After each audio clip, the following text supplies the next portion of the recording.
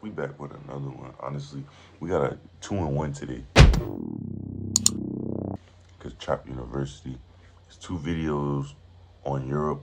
One is the murder and one is the gang capital. So we about to check that out and see what's up with Europe. I thought that was a safe place to go take a vacation, take your family. Also, drop a like, subscribe, leave a comment. Let me know what y'all niggas want to see on this channel because I'm reacting to damn near anything and everything. Now we really getting into the video. All right. When you have a country with less people than the entire state of Indiana, but has almost as many bombings per year as the US, we have a problem. Oh yeah, and in case you Damn.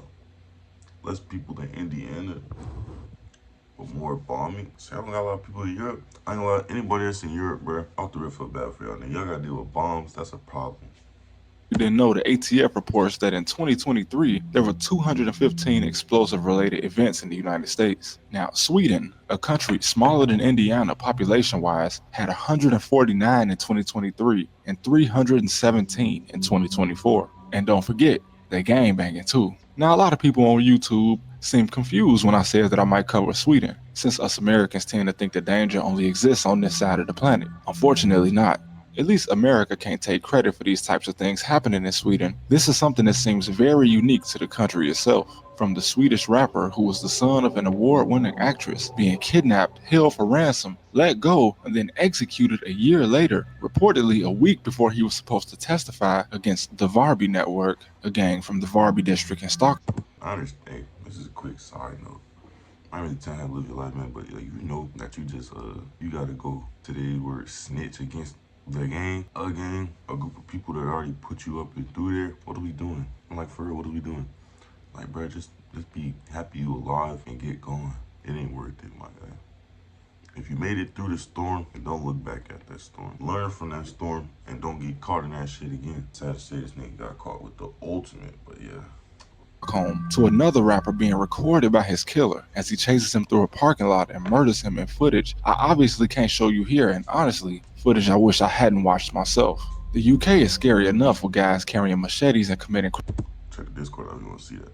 crimes of passion with them, but what do you even call what's happening in Sweden? And many Swedes and Europeans in general, just like Americans, will blame all the crime on migrants. But like most countries, when you group the poorest members of society all into one area because you're scared of mixing them, what do you think will happen? Just look at the US. Crime in the black community was significantly lower as it was in the white community before these things called the projects grouped all poor black people into one spot to be crabs in a barrel. And the white community as well experienced less crime before the 1960s when they themselves were all grouped together based on income. So it's not really based on race at all. Economic status plays the biggest role, and today the US, like many countries, has just as many poor, crime-ridden black areas as poor, crime-ridden white areas. And today, white and black people basically split all crime in the US about 50-50. So don't believe the hatred when they try to tell you race plays the biggest factor. Plus, you're still more likely to be victimized by a member of your own race statistically in the US. But back to Sweden though. Now, I don't think it's a secret that the country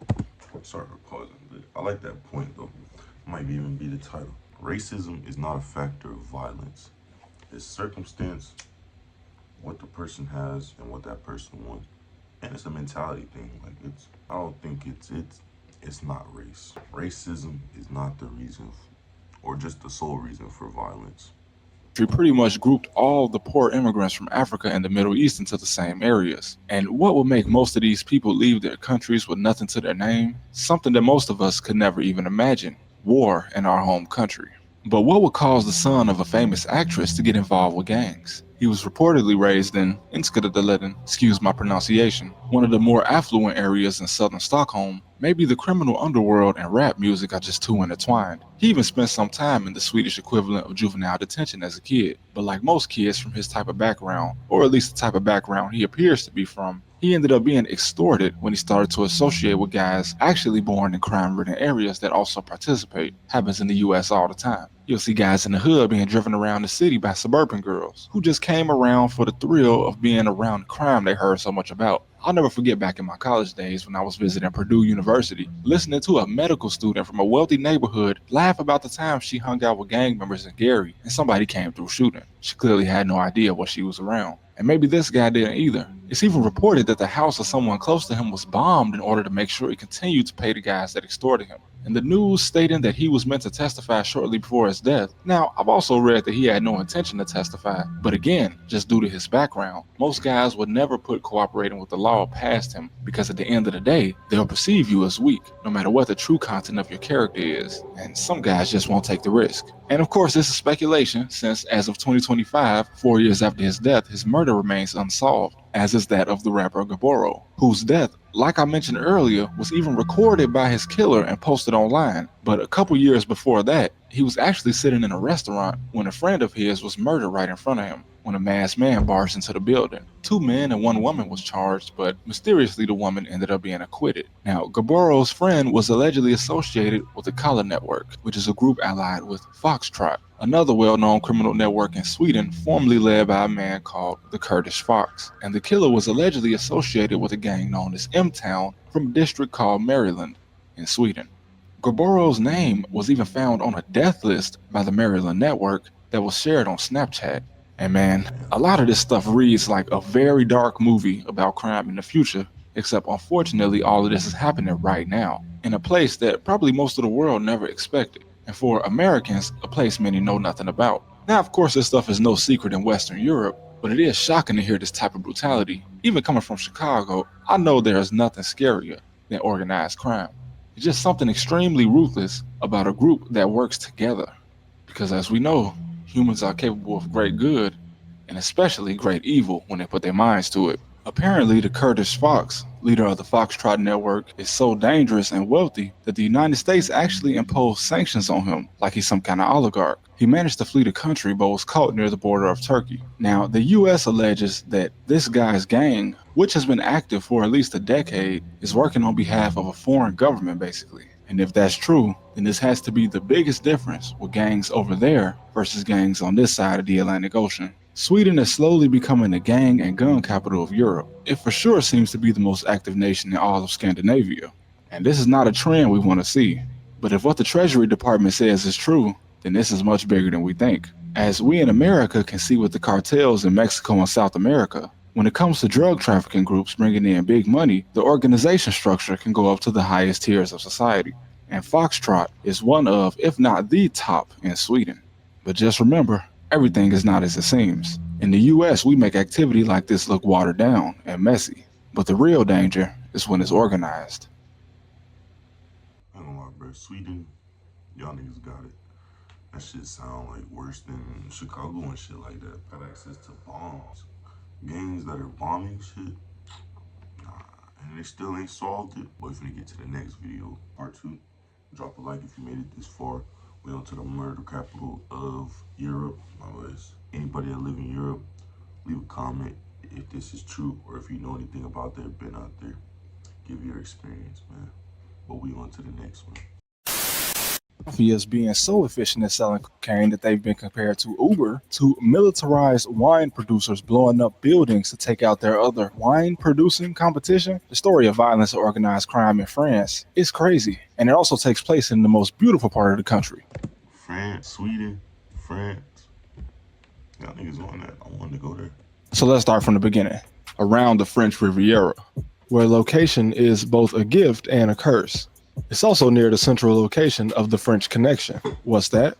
Well, it's when some boys from the island of Corsica, or the most Italian part of France, realized, hey, France is basically in the middle of the entire world. Whoever controls trafficking in France holds the key to $1 trillion operation. The gangs of southern France today, such as the Yoda and the DZ Mafia, are just following a blueprint created almost 100 years ago.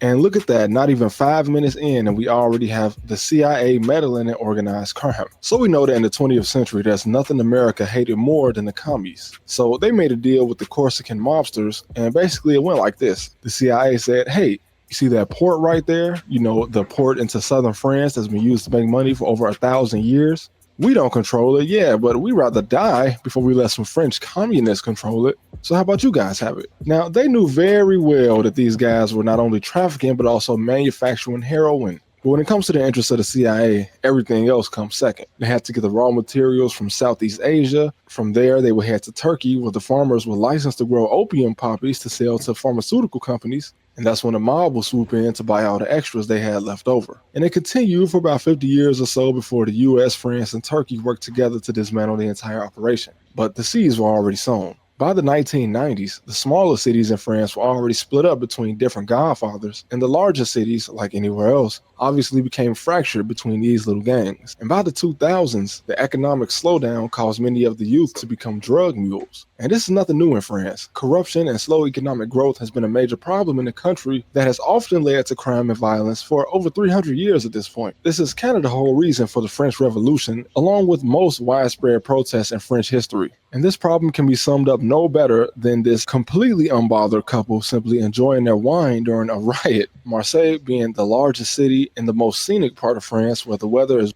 I ain't gonna lie, organized crime is way more scarier than US gangs and all that shit, if I'm being really honest.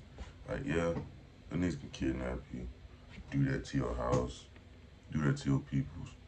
But, like, you got these French, Sweden, these foreign gangs, these organized crime families, they really got unity. And it's not so much more backdoor and you gotta worry about these niggas gonna blow you up. They got control over police with different guns. You see this, they got given the ports by the CIA. What US gang really got that much power? There's a few now, but even then, like they getting active like that to this day. US be on top of shit like that. So yeah. Is warm and rich tourists are everywhere. And yeah, rich people buy coke. And you can even overcharge them. Hence, it has remained a huge part of the underground economy here. There's also a militant wine production gang, I guess you could call them. You heard that right. These guys produce wine, and their efforts to take out competitors include blowing up buildings and destroying foreign wine whenever they find it. But France is just a restless country. And on a more serious note, of course, Marseille has been experiencing its own cocaine cowboys era, similar to what happened in Miami in the 80s, with 49 murders in 1 year being linked to this gang war between the DZ Mafia and its competitors, including a gang called Yoda, which just a few years ago, there was one member of the DZ Mafia that allegedly paid a teenager 2,000 euros to intimidate a competitor by setting fire to one of their houses. But the boy ended up being caught by a rival and he himself was burned alive. Just another story of older gang members sending the younger guys to do their dirty work. Crazy how around the world you see the same type of stories. And then there was another kid being promised 50,000 euros to carry out a mission on behalf of the mafia, but he ended up being a little crazy and he killed someone that was not part of the plan. And this led to the older mafia member that hired him turning him into the police. And there are several stories like this from the area where you have teens killing teens while all just working as pawns for the guys that's making the real money. Now that's sick. Gun violence has been on the rise for years in France, and more specifically in the South. Such a beautiful region, but again, sometimes location is just as much a gift as it is a curse. But as you can see, it's not the entirety of southern France, it's just that Marseille has kind of become the murder capital of the country, and you can see the clear divide. Because the further east you go in this region, the quieter it gets. But this is also toward the wealthier areas such as Cannes and Nice, and even Monaco, which are all vacation spots for the wealthy. You can even argue that some of these rich people are keeping the market alive just as much as the poor addicted people on the streets of Marseille. And unfortunately, this makes France the only country in Western or Northern Europe to crack the top 15 in firearm deaths. But it's crazy how due to our territories, the US is actually in the top 10 4 different times. Which means that I currently live in the most dangerous developed country that you can visit. And honestly, I expected the UK to be much closer to the top than sitting right next to Taiwan. But this chart doesn't account for knife crime, so if you account for murder rate in general, the UK and France are much closer than they probably like to be. It seems that extortion, robbery, and mob activity has always been a common problem in France, but with more money and instability comes more violence. Worldwide, drug trafficking has only become more prevalent from the 2010s to the 2020s. And this just goes back to my past video where I discovered how the murder rate in the largest American cities skyrocketed to a number we still haven't seen since, all around the time the crack epidemic began. Greed is a more powerful drug than anything you can purchase from a cartel. And the ruthlessness of organized crime, fueled by money, is way worse than any petty street beef. When you have guys paying kids to kill each other or to sabotage other operations just to keep your own money flowing, where's the line drawn? If more trafficking is happening, that means more competition is popping up. More competition means more war. And as we see in Mexico, the more well-funded these groups become, the more militarized they are, which reminds me of that old video of a cartel in Mexico taking out a military helicopter, something I hope we never see in France. And honestly, this is probably why the number of murders is constantly dropping in large American cities, because they don't have a group of guys at the top making kill lists and handing them out to paid hitmen. Just be careful when planning your next trip around the world. Marseille is beautiful, just as the rest of France is. And honestly, like most places on Earth, if you mind your business, you'll have a much easier time staying out of trouble. But now that we got that out of the way, it's time to head back to the good old USA for our next video. Make sure you stay tuned. Man, don't get them European niggas twisted. They on that and they doing that. But drop a comment, man. Let me know which one y'all think more dangerous, man. The US or Europe. If y'all like the video, man, drop a like, leave a comment, subscribe. We got more videos on the way. I'm gonna catch y'all in the next one, though. God bless and girls.